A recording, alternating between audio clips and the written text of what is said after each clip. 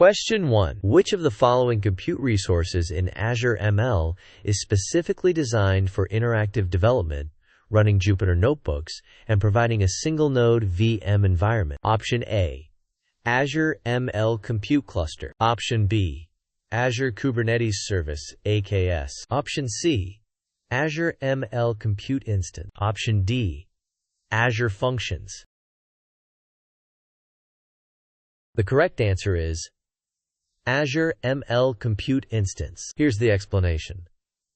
The Exam Tips section explicitly states, compute instances are single-node VMs primarily for interactive development, notebooks, and VS Code remote. Compute clusters are for distributed training, AKS for container orchestration, and Azure Functions for serverless execution. Question 2. A data scientist is using an Azure ML notebook to develop a new model and wants to ensure that the exact dependencies, libraries, versions, for their project are maintained and reproducible. Which feature of Azure ML notebooks would be most suitable for this requirement? Option A. Git integration for version control. Option B. Azure ML SDK integration for experiment tracking. Option C. Environment management using custom Conda or Docker environments. Option D. Accessing data from Azure ML data stores. The correct answer is environment management using custom Conda or Docker environments. Here's the explanation. The key features components section mentions environment management, ability to create and manage custom Conda or Docker environments for specific projects, ensuring reproducibility and dependency isolation. This directly addresses the need for maintaining exact dependencies for reproducibility. Other options serve different purposes. Question 3.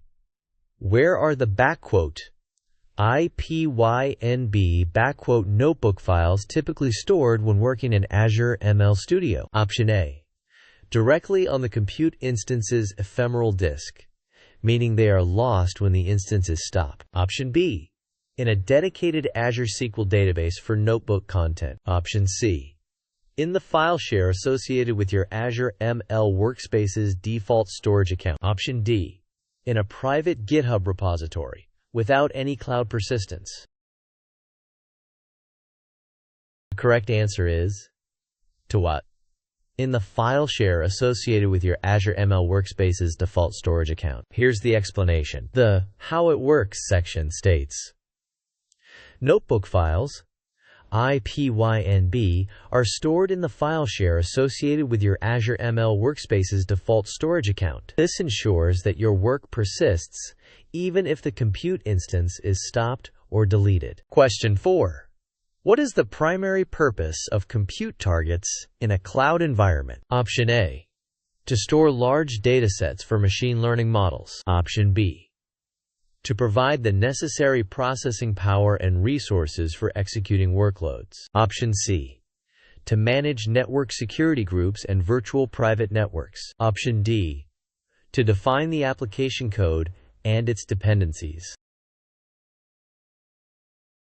The correct answer is, quote, to provide the necessary processing power and resources for executing workloads. Here's the explanation. The overview states, the primary purpose of compute targets is to provide the necessary processing power, memory, and network connectivity to run your workloads efficiently, scalably, and cost-effectively. Options A, C, and D describe other related but distinct aspects of cloud computing. Question 5. A data scientist needs to train a deep learning model that requires significant parallel processing capabilities. Which hardware specialization for a compute target would be most appropriate for this task? Option A. CPUs, central processing units. Option B. GPUs, graphics processing units. Option C. FPGAs, field programmable gate arrays. Option D. Standard SSD storage. The correct answer is GPUs, graphics processing units. Here's the explanation. The study material specifies that GPUs are used for parallel processing like deep learning. CPUs are for general-purpose computing, and FPGAs are for custom hardware acceleration. Standard SSD storage is for data storage, not processing. Question 6. Which statement accurately describes the difference between managed and unmanaged compute targets? Option A.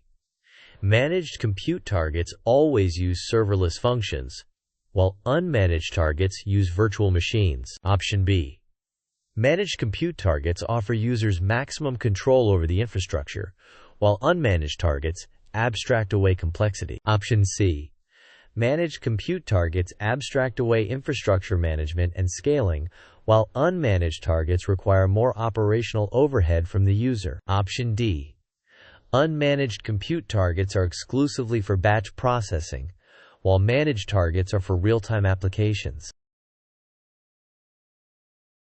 The correct answer is, quote, managed compute targets abstract away infrastructure management and scaling, while unmanaged targets require more operational overhead from the user. Here's the explanation. The material states, managed compute services, e.g., Azure ML Compute, AWS SageMaker training jobs, abstract away infrastructure management, patching, and scaling, allowing users to focus purely on their code. Unmanaged compute involves provisioning raw VMs, e.g., AWS EC2, Azure VMs, Google Compute Engine, or setting up your own Kubernetes clusters, giving users maximum control, but also requiring more operational overhead for maintenance and scaling. Question 7. What is the primary objective of model deployment in the machine learning lifecycle? Option A. To train the model on new, unseen data. Option B. To rigorously evaluate the model's performance metrics. Option C. To make a trained model available for use by other applications or end users. Option D. To perform hyperparameter tuning to optimize model performance. The correct answer is to make a trained model available for use by other applications or end users. Here's the explanation. Model deployment is the final stage where a trained model is operationalized, allowing it to receive new data and make predictions in a production environment. Training, evaluation, and hyperparameter tuning precede deployment. Question 8. What is the main benefit of using containerization, e.g., Docker, for model deployment? Option A. It automatically scales the model to handle increased traffic. Option B. It provides a centralized repository for versioning trained models. Option C.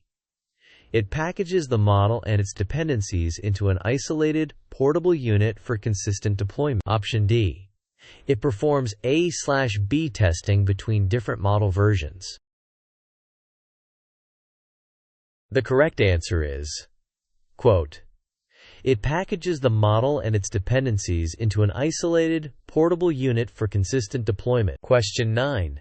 Which deployment strategy involves gradually introducing a new model version to a small subset of users to observe its real-world performance before a full rollout? Option A.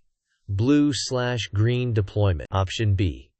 A/B testing. Option C. Canary deployment. Option D. Batch inference. The correct answer is canary deployment. Here's the explanation. Canary deployment involves slowly rolling out a new version to a small percentage of users, monitoring its performance, and then gradually increasing the rollout if it performs well. A/B testing compares two versions side by side to different user segments. And blue/green deployment involves running two identical environments and switching traffic entirely. Batch inference is a mode of prediction, not a deployment strategy. Thanks for watching. Please subscribe to my channel.